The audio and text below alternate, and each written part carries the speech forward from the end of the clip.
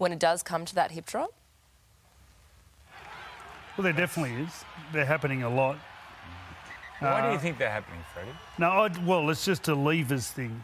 When you grab hold of someone's waist and you drop your body weight, Like jiu-jitsu you can just stuff. well, you know, a lot of our defences like that now. Like they're just so strong. It's hard to get them all. I just think it's a really dangerous tackle.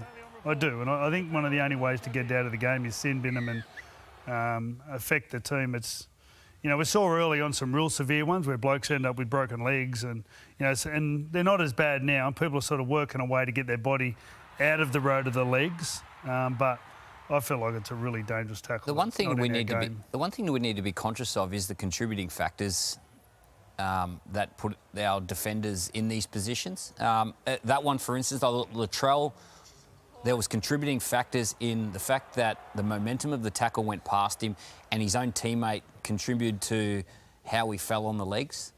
So, like, there needs to be a bit of understanding of what happens in the tackle at the same time. If it's a deliberate act to drop down on legs, well, you know, the game will come down hard on it. But, you know, when you're sin-binning players, you know, the referees don't have a whole heap of time to analyse that part of it. They just see the end result and the player grimace and grab his leg.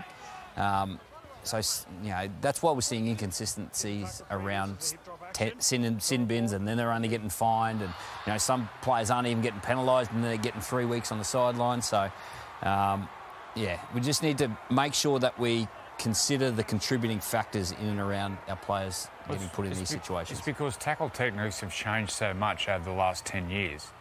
Like, in years gone by, you'd go low, and your footwork, you'd be driving them back. Now they tackle and they try to hold them up. It's when a defender loses his legs. It's when his legs go off the ground, where naturally they swing around and land on the back there.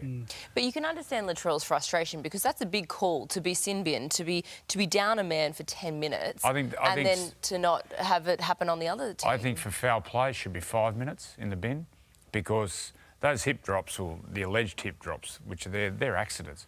Professional foul, yeah, you get 10 minutes because it's professional, it's deliberate. But for any foul play like that, I think we should go back to 5 minutes. Is this a new thing in the game, Joey? Like, when you guys were playing, didn't... Like, hip drops? Yeah, but like, but just incidental contact. I don't know if we were strong enough to grab and then be able to pull your body up. Speak for yourself, mate. In the old days, like, what you feared as a runner was getting hit high, so you actually could protect your head, and blokes could hit you. You know, there was a little bit of leniency there, blokes coming over the top, and even before my generation, like in the 70s and 80s, like swinging arms and stiff arms were a common occurrence. Well, I think the things with these tackles, very hard to defend yourself. Yeah. And that's what I think makes it a little bit tricky. You can't defend yourself. Well, when we played, the name of the game was get them to the ground as quick as you can. Tackle them, cut them in half, get them to the ground. Nowadays, it's the opposite. They get them and they hold them up and they hold them up. Then they come and take the legs away and they put them down slowly.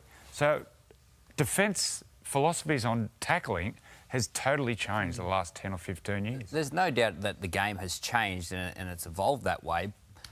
But we see what we focus on, right?